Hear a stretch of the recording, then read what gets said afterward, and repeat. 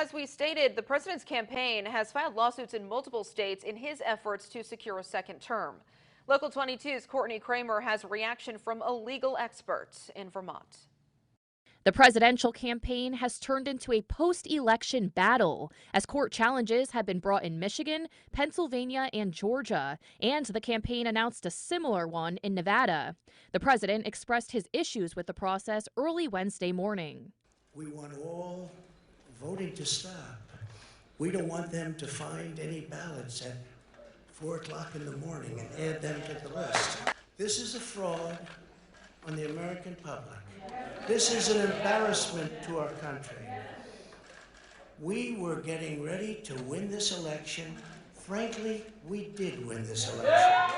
President Trump raised concerns around absentee ballots. He wants better access for campaign observers to locations where ballots are being processed and counted. You don't litigate unless you're concerned that you're not going to be successful the way things are moving forward. So I think this, to my mind, indicates that the president's very nervous that when all the votes are counted, he is not going to have won.